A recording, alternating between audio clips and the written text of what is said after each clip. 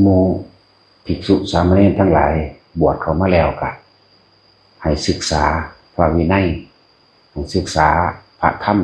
หรือธรรมบทคำสอนต่างๆบ่ซั่นเฮาบวชเข้ามาแล้วเฮาสิเอาอีหยังมาสงเคราะห์หรือว่าแทนคุณของพ่อแม่ของญาติตลอดทั้งอุบาสกอุบาสิกาฆราวาสญาติโยมผู้มีศรัทธาสงเคราะห์โดยกาย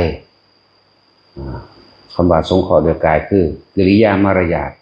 การห่มผ้าการคล้องผ้าให้ถูกต้องตามพระวินัย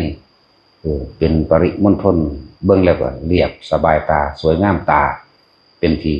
น่าเคารพนับถือนี่สงเคราะห์โดยกายแต่ก็สงเคราะห์โดยกายโดยอย่างหนึ่งคือพ่อแม่หรือญาติสายโลหิตตลอดทั้งหมู่พวกคือกายในเฮาบวชกายนี่บวชเอากายนี่แหละเอารูปร่างลักษณะเอาอัตลักษณะในการว่า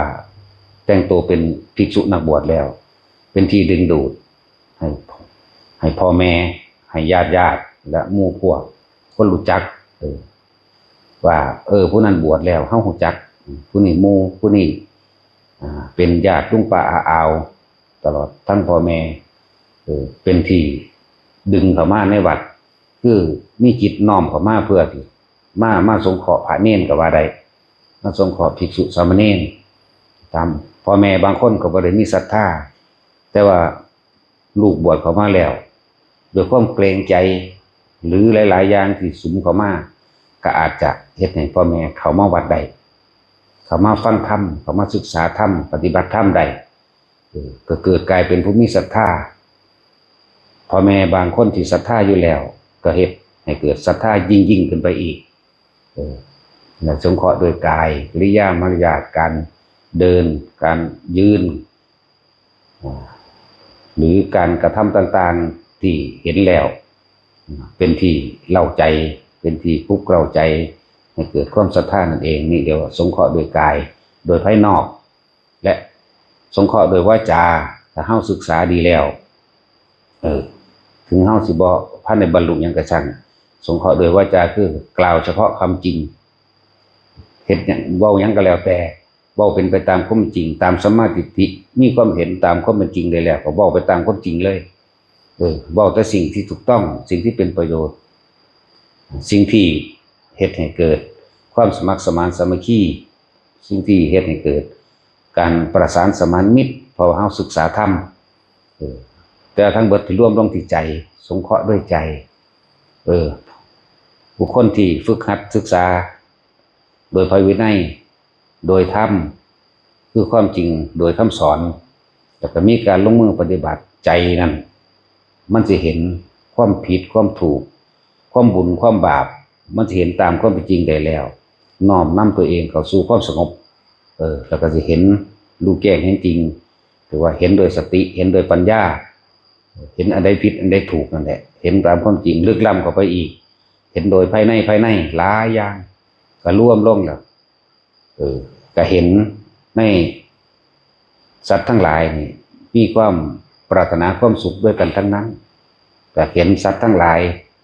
เริ่มต้นจากตนเองเห็นตนเองคนที่จะรักผู้อื่นเสมอด้วยตนไม่มีฉะนั้นอย่างหน่อยก็น้อมนำคำสอนตัวนี้ว่าถ้าเรารักตัวเองเราก็ไม่ควรทำร้ายเบียดเบียนให้ผู้อื่นเสียหายชีวิตและทรัพย์สินตลอดทั้งคนและสัตว์จึงเรียกว่าเป็นผู้เอาเมตตาออกมาแสดงถ้าแสดงออกจากใจแล้วเว้าแบบใดก็บ่ผิดถ้าแสดงออกจากใจมันเห็นความจริงมันเห็นความเกิดความเมตตาสงสารหมู่สรรพสัตว์เสมอกันได้บ่ว่ามารดาบิดาญาติสายโลหิตตลอดทั้งหมู่พวกล่ามออกไปถึงหมู่เราอุบาสกอุบาสิกาทั้งหลายแล้วก็บ่มีการแยกแยะออกไปถึงหอดหมู่สัตว์ทั้งหลายอันเป็นเดรัจฉานก็ช่างเลยไปหอดผีหอดเปรตเทวดาอินพรหมเสมอภาคกันจากสงเคราะห์เขาอยากให้เขาเกิดความเห็นจริงตามความเป็นจริงแก้มิจฉาทิฏฐินำความจริงออกแสดงแล้วก็มี เมื่อจิตใจมันเต็มเปี่ยมเลยเมตตารักเสมอรักตนเสมอผู้อื่นรักผู้อื่นเสมอด้วยตนกรุณาคือการเข้าไปช่วยเหลือสิ่งใดที่มีอยู่สมควรจะให้กับบุคคลผู้ใดกับเรื่องใดก็ให้ก็ช่วยสงเคราะห์ผู้นี้ด้วยวิธีนี้อันนี้เหมาะสมกับสิ่งที่เขาต้องการหรือเขาบ่ต้องการแต่ว่าเขาไม่เห็นเหตุการณ์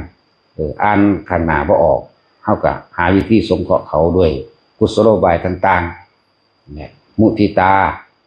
เพราะยินดีกับผู้ฝึกหัดปฏิบัติหรือให้กำลังใจไปพร้อมตลอดทั้งเห็นผู้อื่นได้ดีโดยทั้งที่เป็นสัมมาทิฏฐิได้ดีโดยทั้งประพฤติความถูกต้องโดยธรรมสิเขาก็บ่อิจฉาบ่ริษยานี่แหละ เขาก็น้อมนำโดยเมตตากรุณามุทิตาเข้ามาแล้วก็ว่างจิตเป็นกลางเสมอภาคด้วยทั้งสรรพสัตว์ทั้งหลายทั้งปวงทุกคนคือสัตว์เบิดบัดเมตตาเสมอภาคออกบ่ลำเอียงบ่ลำเอียงว่าบุคคลนี้เป็นญาติบ่ลำเอียงเป็นพวกบ่ลำเอียงเป็นเพื่อนบ่ลำเอียงเป็นญาติบ่ลำเอียงแม้กระทั่งว่าบุคคลผู้นี้เป็นแม้กระทั่งมารดาบิดามันจะออกเป็นกลางเองนั่นแหละ จังว่าเฮาบวชเข้ามาแล้วเฮาสิเฮ็ดหยังล่ะถ้าเฮาบ่ศึกษาพระวินัยก่อนเพราะนั้นเป็นความประพฤติปฏิบัติตัวเองโดยวาจาและกายและวาจาก็ต้องอาศัยพระวินัยเป็นเครื่องน้อมนำเป็นแนวทางในการกระทำและคำพูดบัญการปฏิบัติต่างๆมันจึงจะเห็นโดยใจเห็นตามความรู้สึกนะ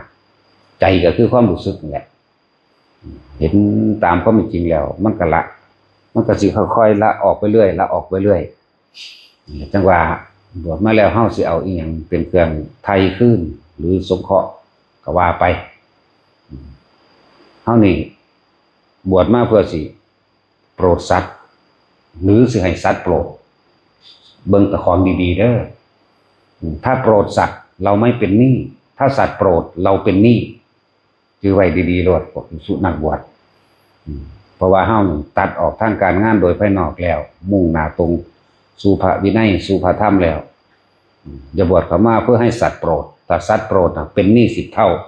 ถ้าโปรดสัตว์บ่เป็นหยังอันนี้จังว่าเฮาสิเอาเปรียบเขาเจ้าบ่ได้อันใดควรสงเคราะห์ก็คือสงเคราะห์อันใดควรทำก็ทำนั่นแหละถ้าคนศึกษาพระธรรมคำสอนต่างๆที่เป็นประสบการณ์ของพระพุทธเจ้าเพิ่นน้อมออกมาให้พวกเฮาเห็นตามความจริงตามหรือประสบการณ์ของพระอริยสงสาวกผู้เดินตามเฮาก็ต้องเดินตามเหมือนกันนั่นแหละแล้วก็น้อมนำสิ่งที่เฮาเห็นออกมาสำคัญคือสัจจะความจริงบ่ให้โกหกบ่ให้หลอกลวง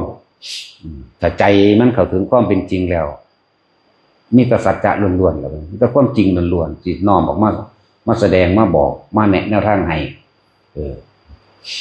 จังว่าอย่าลืมว่าเราจะบวชมาเนี่ยเพื่อโปรดสัตว์หรือเพื่อให้สัตว์โปรดฟังดีๆเด้อถ้าสัตว์ทั้งหลายโปรดภิกษุนักบวชทั้งหลายเหล่านั้นก็เป็นหนี้บ่แม่นธรรมดาด้วยการเป็นหนี้นะขนาดทั้งโลกเขาเป็นหนี้เงินตามธนาคารเขาก็ยังหาความสุขบ่ได้แล้วเนาะนั่นแหละว่าให้จำใส่ใจของได้อย่างน้อยๆเขาก็บ่เป็นหนี้อีกอย่างหนึ่งก็คือว่าสั่งสมอุปนิสัยไปในภายภาคหน้าแต่เขาบ่กระทำผิดเขาก็บ่เป็นหนี้หรอกหาบ่กระทำผิดโดยพระวินัยสมควรแก่เหตุต่างๆก็บ่เป็นหนี้ส่วนบวชได้ปี1 2 ปี 3 ปีหรือก็ได้ปีก็ชักแต่บ่ผิดแล้วก็เมื่อกิเลสมันเร่าสึกออกไปจังซี่ก็บ่เป็นหยังแต่ว่าบ่แม่นมาโดยใส่เจ้าเล่ห์ม่านยาว่ากูเป็นนักบวชเป็นคนวิเศษเห็นเขาเคารพกราบไหว้เหลิงหลงตัวเองอยากได้หยังก็ว่าเอาอยากกินหยังก็ว่าเอาบ่แม่นแนวนั้นนั่นแหละเป็นหนี้แน่อันนั้นจงใจเจตนาเพื่อคดโกงบ่แม่นธรรมดาเด้เพื่อคดโกงนั่นแหละอันนี้เป็นหนี้แน่นอนนั่นแหละสังวรสังเวชตัวเองไว้ด้วยว่าภิกษุนักบวชทั้งหลายนี่เราจะบวชมาเพื่อให้สัตว์โปรดหรือเพื่อที่จะโปรดสัตว์นะเอาพอ